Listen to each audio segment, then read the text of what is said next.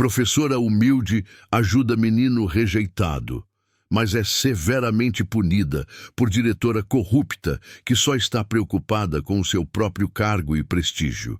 Apesar de ver o desespero do aluno, nada fez para ajudar. Com efeito, o soluço cortou o silêncio da sala de aula do Colégio Saint-Pierre como uma sirene de emergência. Há 3 horas que Pedro Henrique não parava de chorar, encolhido embaixo da carteira, enquanto 20 pares de olhos o observavam com uma mistura de curiosidade e desdém. Ele está fazendo xixi nas calças de novo, sussurrou Mariana, filha do dono da maior construtora da cidade, tampando o nariz com um nojo teatral. Minha mãe disse que criança assim não deveria estar aqui. As risadinhas ecoaram pela sala, enquanto Pedro apertava ainda mais os joelhos contra o peito. Seu uniforme, visivelmente remendado em alguns pontos, grudava no corpo suado.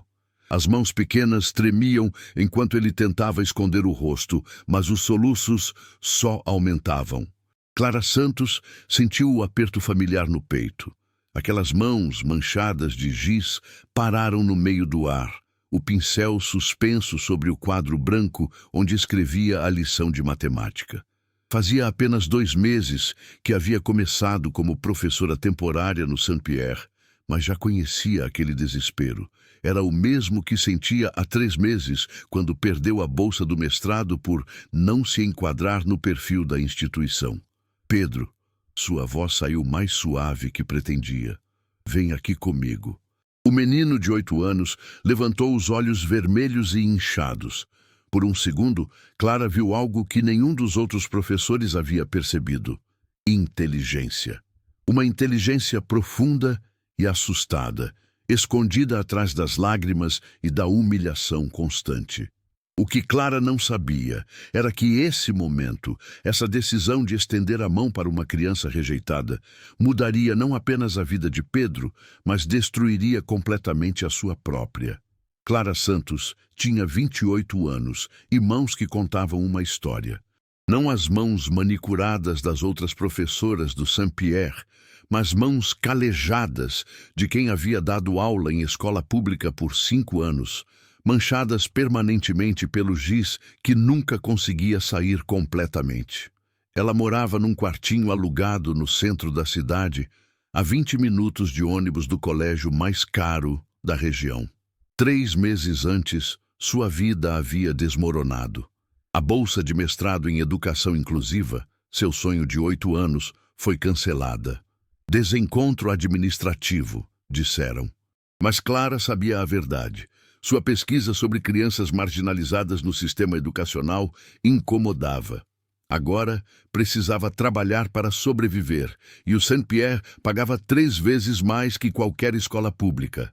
Do outro lado do espectro social estava a doutora Márcia Duarte, 45 anos, diretora do Colégio Saint-Pierre. Márcia não era educadora, era administradora. Formada em Direito, conseguiu o cargo através de conexões políticas e casamento estratégico. Para ela, a escola era um negócio lucrativo, onde pais ricos compravam status social para seus filhos.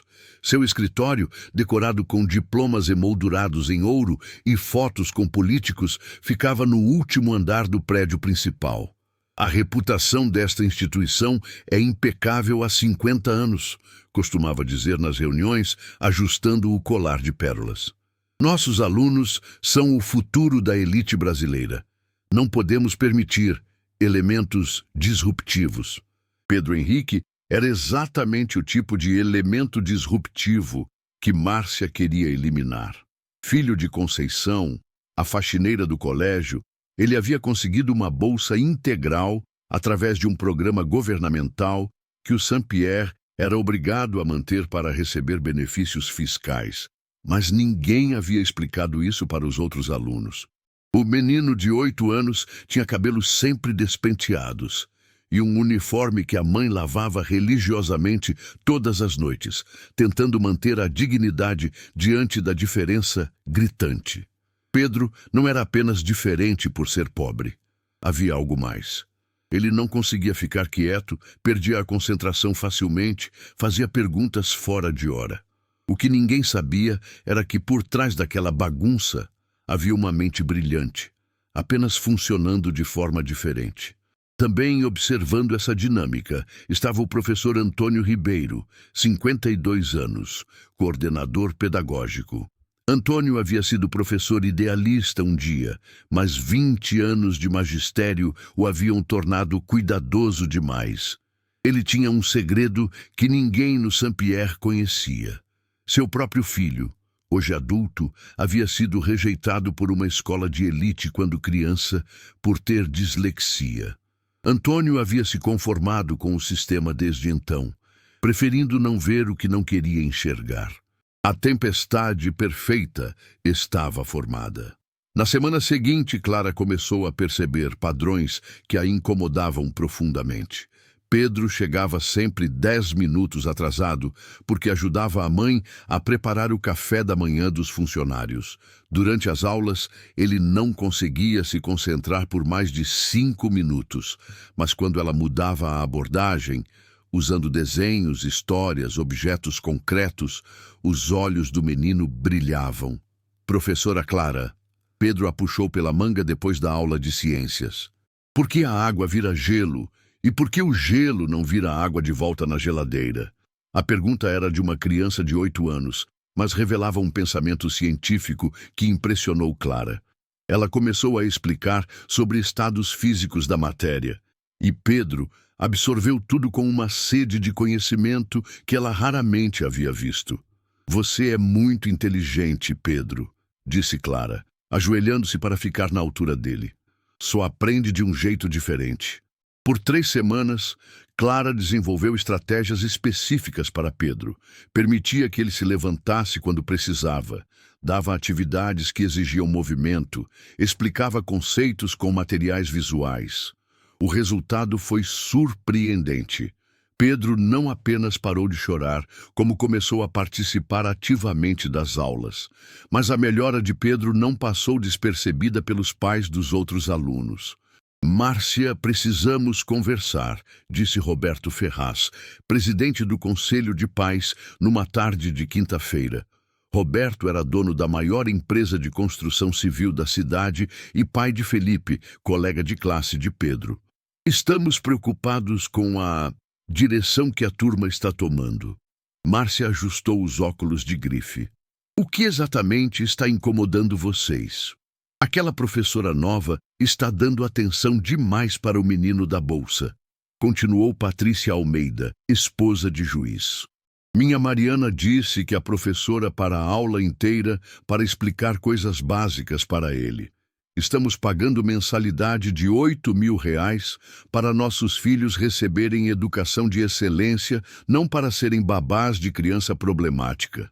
Carlos Bittencourt, dono de 3 clínicas particulares, balançou a cabeça. O garoto é claramente hiperativo, tem remédio para isso. Se não pode se comportar como as outras crianças, não deveria estar aqui. Márcia sentiu a pressão familiar. O Saint-Pierre dependia das mensalidades desses pais para manter sua reputação e lucratividade. 5 famílias já haviam ameaçado trocar as crianças de escola se a situação não fosse resolvida. Vou tomar as providências necessárias, garantiu Márcia. A excelência acadêmica será preservada. Na sexta-feira seguinte, Márcia chamou Clara em seu escritório. Clara, preciso falar com você sobre métodos pedagógicos, começou Márcia, sem levantar os olhos dos papéis. Recebi algumas reclamações sobre favorecimento a determinado aluno. Clara sentiu o sangue esfriar. Favorecimento? O menino bolsista, Pedro. Alguns pais acham que você está dedicando tempo excessivo a ele, prejudicando o rendimento dos outros alunos. Pedro tem dificuldades de aprendizagem que podem ser trabalhadas com metodologia adequada, Clara explicou, controlando a voz. Ele não é menos inteligente, apenas aprende diferente. Com as estratégias certas, todos os alunos se beneficiam. Márcia finalmente levantou os olhos. Clara, você está aqui há 2 meses. Eu estou aqui há 15 anos. Conheço essas crianças, conheço estas famílias. Algumas situações são inevitáveis. Sugiro que você se concentre nos alunos que realmente podem aproveitar seus métodos. Que alunos são esses? Os que pertencem aqui. O silêncio que se seguiu foi cortante. Clara compreendeu perfeitamente o que estava sendo dito e Márcia sabia que ela havia compreendido. E se eu não concordar com essa abordagem? Márcia sorriu friamente. Então talvez o Saint-Pierre não seja o ambiente ideal para seu estilo pedagógico. Clara saiu da reunião com as mãos tremendo. Conhecia aquela sensação, a mesma de 3 meses atrás, quando perdeu a bolsa do mestrado. A diferença era que, desta vez, havia Pedro no meio. Na segunda-feira seguinte, ela tentou manter suas estratégias inclusivas de forma mais discreta, mas era impossível ignorar Pedro quando ele precisava de ajuda. O menino havia criado confiança nela, pela primeira vez se sentindo compreendido em ambiente escolar. Professora, Pedro a procurou no recreio. Desenhei a experiência da água que você mostrou. Ele mostrou um caderno com desenhos detalhados dos 3 estados da matéria, com explicações escritas em letras tortas, mas corretas. Posso mostrar para a turma? Clara olhou ao redor. Márcia conversava com um grupo de pais próximo ao pátio, gesticulando em direção à sala de aula. O coração de Clara se apertou. Que tal mostrarmos depois, Pedro? Mas a pressão estava se intensificando. Na quarta-feira, Clara recebeu um e-mail oficial. Professora Clara Santos, após observações pedagógicas, identificamos necessidade de alinhamento metodológico. Solicitamos reunião para discussão de adequações curriculares. Atenciosamente, doutora Márcia Duarte, diretora. A reunião aconteceu na quinta-feira, com 3 pais presentes.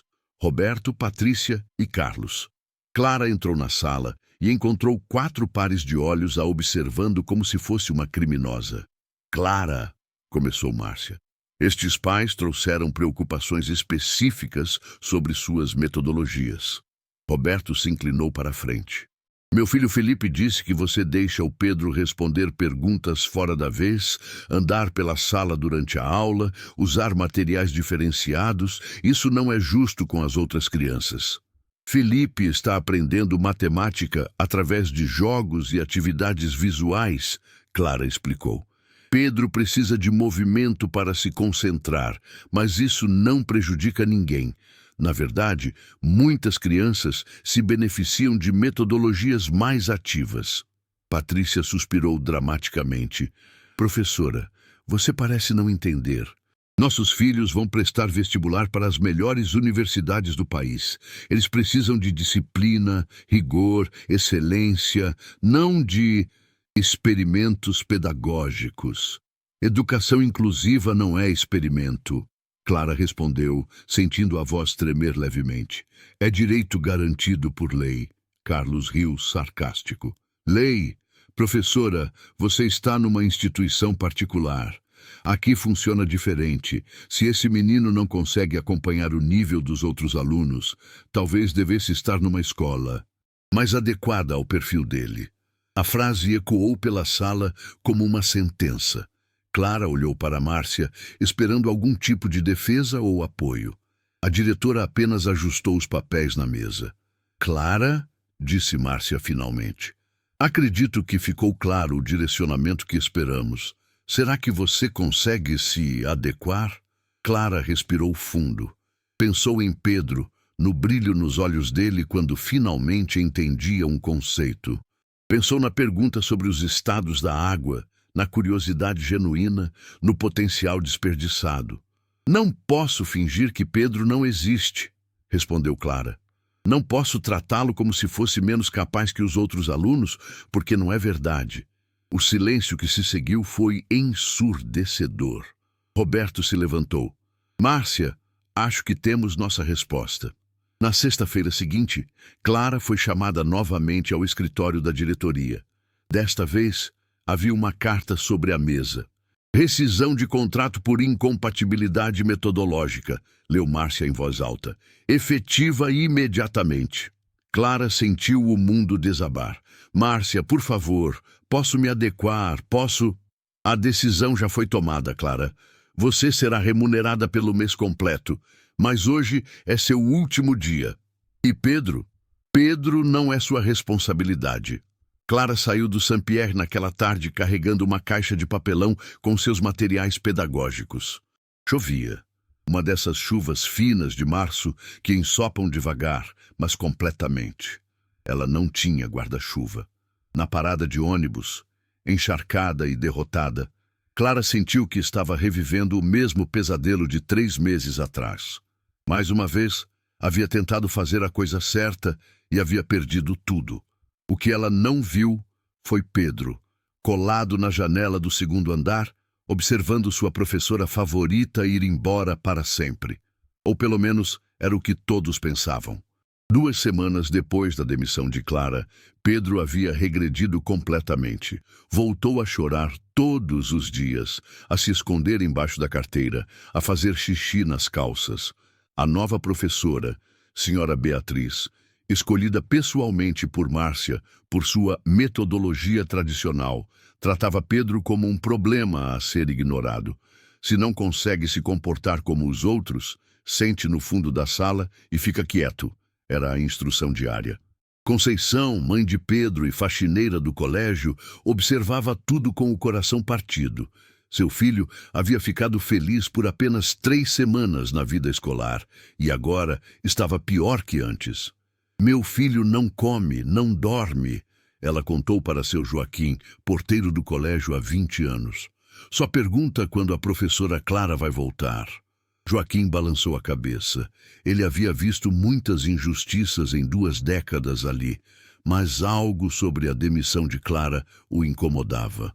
Conceição! Aquela professora era diferente.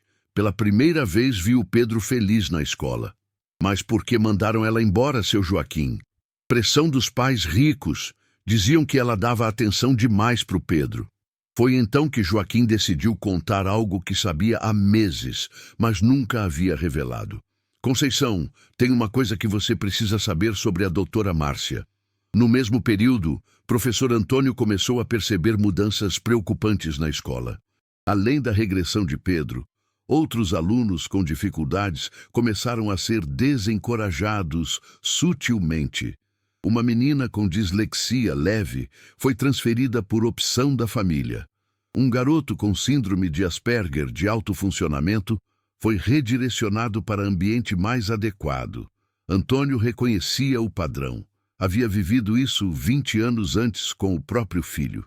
Uma tarde, organizando papéis antigos, encontrou o dossiê que Márcia havia montado sobre Clara. Dentro, além da documentação da demissão, havia anotações que o deixaram enjoado. Professora apresenta tendências subversivas ao padrão de excelência da instituição. Metodologias inadequadas para a clientela premium. Possível influência socialista na abordagem pedagógica. Recomendo substituição imediata para preservar reputação institucional. Mas foi a última anotação que fez Antônio se levantar da cadeira. Verificar conexões da professora com movimentos de educação inclusiva. Possível sabotagem interna. Antônio percebeu que Márcia não havia apenas demitido Clara. Havia construído um dossiê para destruir sua reputação profissional em qualquer instituição de ensino.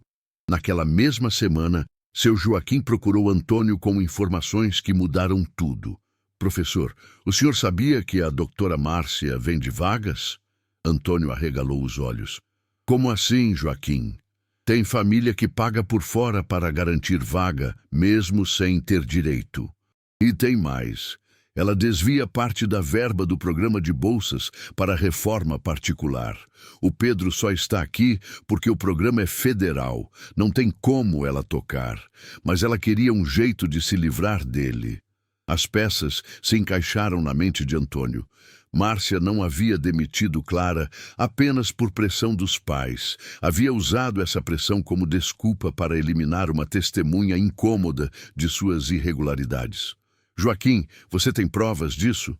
Tenho, professor. Guardo tudo há anos, esperando o dia certo. Antônio sentiu uma mistura de vergonha e determinação. Havia passado 20 anos se conformando com injustiças, traumatizado pela rejeição que seu próprio filho havia sofrido. Mas vendo Pedro na mesma situação, revivendo o mesmo pesadelo, algo dentro dele despertou.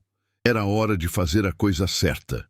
Enquanto isso, Clara sobrevivia dando aulas particulares por R$ 15 a hora em bairros da periferia. Havia tentado emprego em outras escolas, mas as referências do Saint-Pierre, que ela precisava apresentar como sua experiência mais recente, eram devastadoras. Professora com métodos questionáveis, dificuldade de adaptação a ambiente institucional, tendências disruptivas. As palavras de Márcia a perseguiam. Numa tarde de sábado, enquanto preparava material para uma aula de reforço, Clara recebeu uma ligação inesperada. Professora Clara, aqui é professor Antônio, do Saint-Pierre. O coração de Clara disparou. Professor Antônio? Clara, preciso falar com você. Descobri coisas sobre sua demissão que você precisa saber e preciso da sua ajuda para salvar Pedro. Pedro? O que aconteceu com ele? Ele está muito mal, Clara.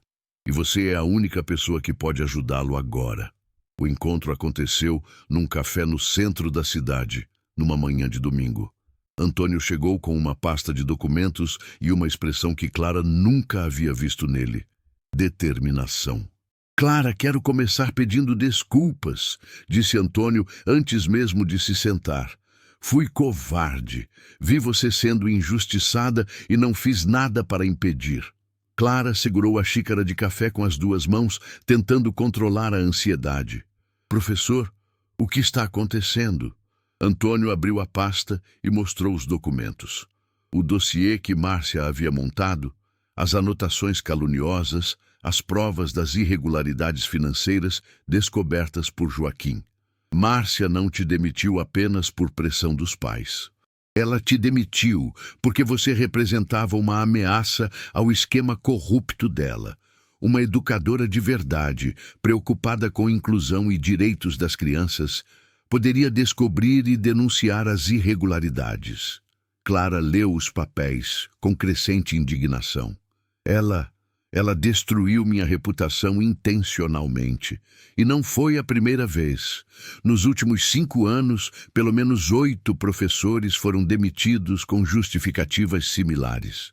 Todos aqueles que questionavam métodos excludentes ou mostravam interesse genuíno em educação inclusiva. E Pedro, como ele está? Antônio respirou fundo.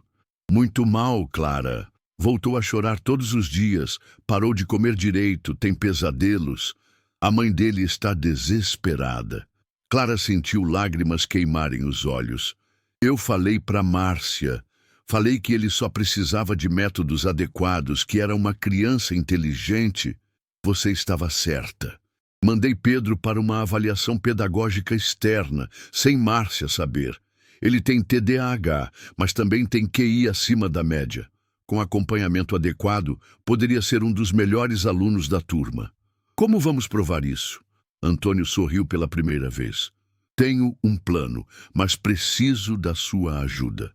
O plano era audacioso. Na semana seguinte, haveria uma reunião do Conselho de Pais para discutir melhorias pedagógicas. Antônio havia conseguido incluir na pauta uma apresentação sobre metodologias inovadoras em educação. Oficialmente, seria ele apresentando. Na prática, Clara estaria lá. Márcia vai tentar me impedir de entrar na escola, disse Clara. Não se ela não souber que você está vindo, e se os pais virem com os próprios olhos o que Pedro é capaz de fazer com metodologia adequada. Como? Pedro vai fazer uma apresentação científica sobre estados da matéria, baseada no desenho que ele fez para você. Clara sorriu pela primeira vez em semanas. Ele ainda tem o desenho? Guarda como tesouro, e a Conceição disse que ele ainda pergunta todo dia quando você vai voltar. Na quarta-feira seguinte, Clara se escondeu no carro de Antônio e entrou no Saint-Pierre pela entrada dos funcionários. Seu coração batia descompassado ao pisar novamente naqueles corredores de mármore. Pedro estava na biblioteca, sozinho, quando Clara apareceu na porta. O menino levantou os olhos do livro e ficou paralisado por 3 segundos. Depois gritou, "Professora Clara!" e correu para abraçá-la com tanta força que quase a derrubou. Você voltou! Você voltou! Eu sabia que você voltaria!" Clara se ajoelhou e abraçou Pedro, sentindo lágrimas escorrerem pelo rosto. Oi, meu querido, senti tanto sua falta.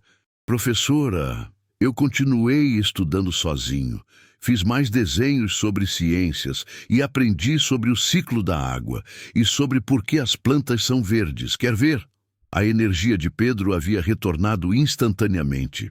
Era como se os últimos 2 meses de tristeza tivessem evaporado no momento em que viu Clara. Pedro, que tal mostrarmos seus desenhos para outras pessoas hoje? Posso? Mesmo? Pode sim. Mas primeiro, me conta uma coisa. Você gostaria de continuar estudando aqui no Saint-Pierre? Pedro hesitou. Só se você ficar comigo, professora. Sem você, aqui é muito triste. Então vamos fazer isso acontecer. A reunião do Conselho de Pais começou às 19 horas, no auditório principal do Saint-Pierre. Roberto, Patrícia, Carlos e outros 12 pais estavam presentes, além de Márcia e alguns professores. Hoje vamos discutir melhorias em nossa metodologia pedagógica, anunciou Márcia, confiante de que controlava a situação. Professor Antônio preparou uma apresentação sobre inovações educacionais. Antônio se levantou. Obrigado, doutora Márcia. Antes de começarmos com teoria, que tal vermos um exemplo prático? Trouxe um aluno para demonstrar resultado de metodologia adequada.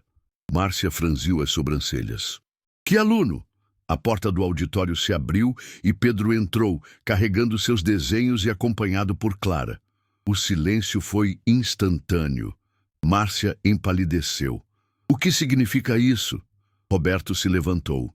Significa, disse Antônio, que vocês vão ver o que seus filhos perderam quando exigiram a demissão da melhor professora que esta escola já teve. Clara se aproximou do palco com Pedro. Boa noite. Sou Clara Santos, a professora que foi demitida por dar atenção demais a uma criança. Pedro, quer mostrar para eles o que você aprendeu? Pedro, que havia passado 2 meses triste e retraído, estava radiante ao lado de Clara. Ele abriu seus desenhos e começou a explicar os estados físicos da matéria com uma clareza e entusiasmo que impressionou até os pais mais céticos. A água vira gelo quando fica muito fria porque as moléculas param de se mexer tanto, explicou Pedro, mostrando seus desenhos detalhados. E vira vapor quando fica muito quente porque elas se mexem rápido demais para ficar juntinhas. Patrícia sussurrou para o marido. Nossa filha não explica ciências com essa clareza. Pedro continuou por 15 minutos, respondendo perguntas dos pais, demonstrando conhecimentos que iam muito além do esperado para um aluno de 8 anos. Sua confiança crescia a cada pergunta respondida corretamente. E agora, disse Antônio, quero mostrar a vocês por que essa professora foi realmente demitida. Ele projetou os documentos descobertos, o dossiê caluniosa de Márcia, as provas de venda irregular de vagas, o desvio de verbas do programa de bolsas. O auditório explodiu. Márcia, isso é verdade? Roberto estava de pé, vermelho de raiva. Eu posso explicar, Márcia gaguejou. Não há explicação, disse Carlos, médico acostumado a lidar com evidências. Estes documentos mostram crime contra a administração pública e difamação. Conceição entrou no auditório nesse momento, trazida por seu Joaquim. Ao ver o filho apresentando com segurança para uma plateia e Clara ao lado dele, sorrindo orgulhosa, começou a chorar. Meu filho, disse ela para quem quisesse ouvir. Meu filho estava morrendo de tristeza. Hoje ele acordou feliz pela primeira vez em 2 meses. Patrícia olhou para Clara. Professora, você realmente acredita que Pedro pode se desenvolver bem numa escola como esta? Pedro pode se desenvolver bem em qualquer escola, desde que seja tratado com respeito e metodologia adequada, respondeu Clara. Ele não é menos inteligente que seus filhos. Apenas aprende de forma diferente. Roberto suspirou. Acho que devemos desculpas. Não precisam se desculpar comigo, disse Clara. Precisam se desculpar com Pedro. E garantir que nenhuma outra criança passe pelo que ele passou. Márcia tentou uma última cartada. Vocês não entendem. Essa mulher vai destruir o padrão de excelência da escola. Ela vai transformar isso numa escola comum. Márcia, disse Carlos friamente, você transformou nossa escola num negócio sujo. Acho que comum seria uma evolução.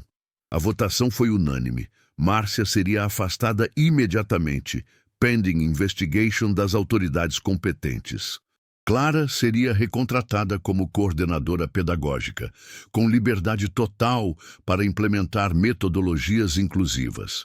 Antônio seria promovido a diretor acadêmico. E Pedro? Perguntou Clara. Pedro vai continuar aqui, disse Roberto, e vai ter todo o apoio que precisar. Tenho certeza de que meu Felipe pode aprender muito com um colega tão inteligente. 3 meses depois, Pedro havia se tornado um dos melhores alunos da turma. Não apenas em ciências, mas em todas as matérias. Mais importante, ele estava feliz. Clara implementou um programa de educação inclusiva que se tornou modelo para outras escolas da cidade. Crianças com dificuldades de aprendizagem passaram a ser vistas como diferentes, não deficientes. Professora Clara, Pedro a procurou numa tarde. Posso fazer uma pergunta? Claro, meu querido. Por que você nunca desistiu de mim, mesmo quando todo mundo disse que eu não prestava? Clara ajoelhou ao lado dele, como havia feito no primeiro dia. Porque eu enxergo o que você realmente é, Pedro, e você é brilhante. Pedro sorriu. Quando eu crescer, quero ser professor que nem você. Você vai ser um professor melhor que eu. Impossível, disse Pedro, abraçando Clara. Você salvou minha vida. Na verdade, Pedro havia salvado a vida dela também. Às vezes, fazer a coisa certa custa tudo o que temos. Mas às vezes, depois de perdermos tudo, ganhamos algo muito maior. A certeza de que valeu a pena. 2 anos depois, Pedro, aos 10 anos, foi aceito num programa de superdotados da Universidade Federal. Clara se tornou referência nacional em educação inclusiva. Antônio escreveu um livro sobre sua transformação pessoal. E Márcia? Márcia foi condenada por corrupção e está proibida de trabalhar na área educacional. Hoje, gerencia um pequeno escritório de contabilidade, longe dos holofotes que tanto amava. O Colégio Saint-Pierre se tornou pioneiro em educação inclusiva, recebendo delegações de educadores do país inteiro. Na entrada principal, uma placa dourada diz: Educação é o direito de aprender de cada criança, do seu jeito único. Conceição foi promovida a auxiliar pedagógica e hoje ajuda outras famílias de baixa renda a navegarem pelo sistema educacional. Seu Joaquim virou supervisor de segurança e é conhecido como anjo da guarda das crianças rejeitadas. Mas a maior transformação aconteceu com os próprios pais ricos. Roberto Ferraz criou um programa de bolsas em sua empresa para filhos de funcionários. Patrícia Almeida virou ativista de educação inclusiva. Carlos Bittencourt abriu uma clínica gratuita especializada em diagnósticos de dificuldades de aprendizagem. Sabe qual foi nossa maior lição? Roberto disse numa entrevista anos depois. Nossos filhos não ficaram piores estudando com crianças diferentes. Ficaram melhores pessoas. Esta história acontece todos os dias no Brasil. Em escolas públicas e particulares, crianças brilhantes são rotuladas como problemáticas, simplesmente porque aprendem diferente. Professores dedicados são demitidos por se recusarem a desistir delas. Mas também acontece o contrário. Comunidades escolares que abraçam a diferença transformam-se em lugares onde todas as crianças florescem. A pergunta que fica É simples. Que tipo de escola queremos para nossas crianças? Aquela que exclui para manter aparências ou aquela que inclui para revelar potenciais? Pedro hoje tem 12 anos e está cursando o segundo ano do ensino médio numa universidade federal em programa especial para superdotados. Mas ele nunca esquece de onde veio. Professora Clara me ensinou que ser diferente não é defeito. Ele disse numa palestra recente para educadores. É dom. O defeito está em quem não consegue enxergar isso. Clara estava na plateia naquele dia, orgulhosa e emocionada. Depois da palestra, Pedro a procurou. Professora, obrigado por não ter desistido de mim. Obrigada a você, Pedro, por me ensinar que vale a pena nunca desistir. Eles se abraçaram, professora e aluno, duas vidas que se salvaram mutuamente num momento em que o mundo parecia determinado a separá-los. Porque às vezes, a maior lição que podemos aprender não vem de livros ou teorias pedagógicas. Vem de uma criança de 8 anos que só precisava de alguém que acreditasse nela. E você? Já parou para pensar em quantos Pedros existem ao seu redor? Esperando apenas que alguém enxergue seu brilho por trás da diferença. Talvez a mudança que o mundo precisa comece exatamente aí, no momento em que decidimos ver potencial onde outros veem problema. Você achou justo, Pedro, quase ser excluído só por aprender diferente? O que você faria no lugar de Clara?